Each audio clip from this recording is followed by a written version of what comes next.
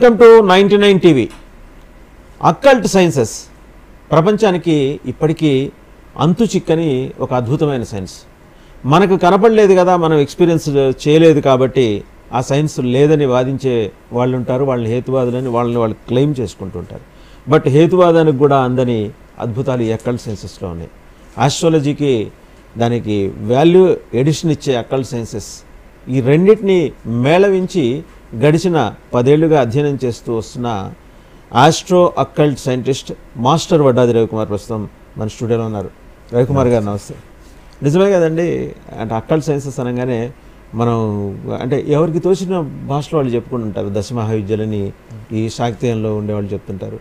లేకపోతే అటు చూసుకుంటే వేరే ధర్మాలు అంటే మొత్తం ఈ షణ్మతాలు ఉన్నాయి కదా హిందూ ధర్మంలో, ఎవరికి తోచినట్టు వాళ్ళు అఘోరా వాళ్ళు ప్రాక్టీస్ చేసేది అదొక అక్కల్ట్ సైన్సెస్ అని.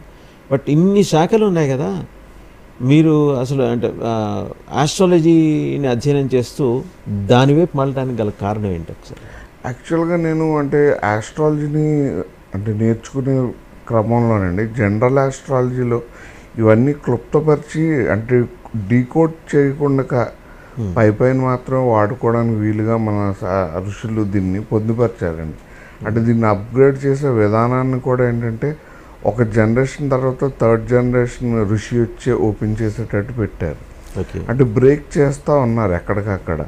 అంటే డిఫరెంట్ మెథడ్స్లో అంటే ఇప్పుడు పరాశరి ఋషి పద్ధతి ఒకటి, జెమిని సిద్ధాంతం, ఇలాగా అంటే ఒక 7 ఋషీస్ 7 ఫార్మాట్స్లో చెప్పారు. బట్ ఎవరు ఏం ఫార్మాట్స్ చెప్పినా they are calculating on planets అండి.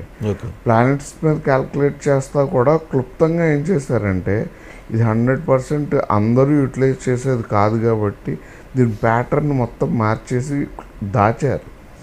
ఈ దాచడాన్ని ఏంటంటే ప్రజెంట్ డేస్లో అందుబాటులో ఉన్న నాలెడ్జ్తో దాన్ని ప్రెడిక్ట్ చేసి జరిగేటటువంటి ఒక చిన్న సంఘటన పట్టుకొని బిజినెస్ ఎంపైర్ కోసం వాడుతున్నారు తప్ప పూర్వం అసలు దీన్ని అకల్ట్గా ఎలా వాడారు అని మనం అబ్జర్వ్ చేసినట్టయితే కింగ్స్ యొక్క పాలనా విధానం, కింగ్స్ యొక్క యాన్సెస్ట్రాలిటీని కాపాడుకోవడానికి అంటే వాళ్ళ వంశాన్ని వాళ్ళ వంశ పారంపర్యాన్ని నెక్స్ట్ జనరేషన్కి తీసుకొచ్చే విధానంలో కానివ్వండి, వాళ్ళ ఎంటైర్ ఎంపైర్ యొక్క సంపదని వాళ్ళ జెనెటిక్స్ని కాపాడడానికి ఆస్ట్రాలజీని మేజర్ రూట్ కింద వాడారు. అది ఆస్ట్రాలజీ అనే కన్నా కంప్లీట్గా అకల్ట్ లాంగ్వేజ్ అని చెప్పాలి.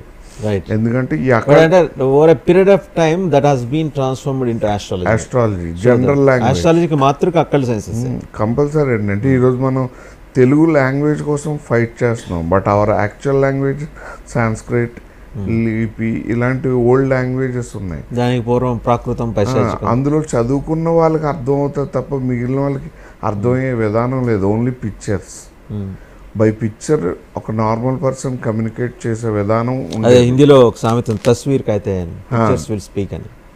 అందులో కూడా ఆ పిక్చర్ వేసేవాళ్ళు విజన్ ఏంటనేది చూసే వాళ్ళకి అర్థం అవ్వకుండా కూడా కోడ్స్ పెట్టారు.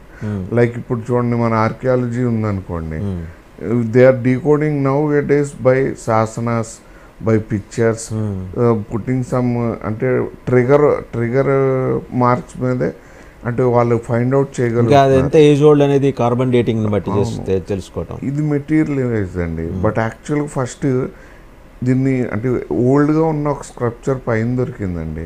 బట్ ఆ స్క్రప్చర్ యొక్క రూట్ ఎందుకు ఇక్కడే ఎందుకున్నది ఈ ప్లేస్లో ఎందుకు కట్టారు? It in deep forest. ఇప్పుడు కంబోడియాలో దొరుకుతుంది ఒక దేవాలయం. ఇట్స్ రిలేటెడ్ టు హిందూయిజం లేకపోతే ఏ మతానికి అని చూస్తే, బట్ ఈ రోజుకి అక్కడికి ఎగ్జిస్ట్ అయ్యే మనిషి ఆ రోజు ఎగ్జిస్ట్ అయ్యి ఆ పాయింట్లోనే ఎందుకు కట్టాడు, ఎందుకు కట్టాల్సి వచ్చింది?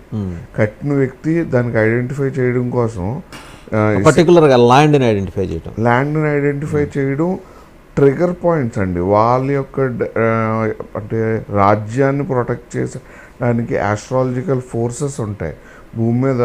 మనం చూడండి ఇప్పుడు ఒక కనకపుష్యరాగం తీయాలనుకోండి, పర్టికులర్ మైన్స్ ఉన్న ఏరియాలో తీయగలుగుతాం, లేదా పర్టికులర్ మైన్స్ ఉన్న ఏరియాలోనే ఆ కైండ్ ఆఫ్ ఎనర్జీ సస్టైన్ అవుతుంది.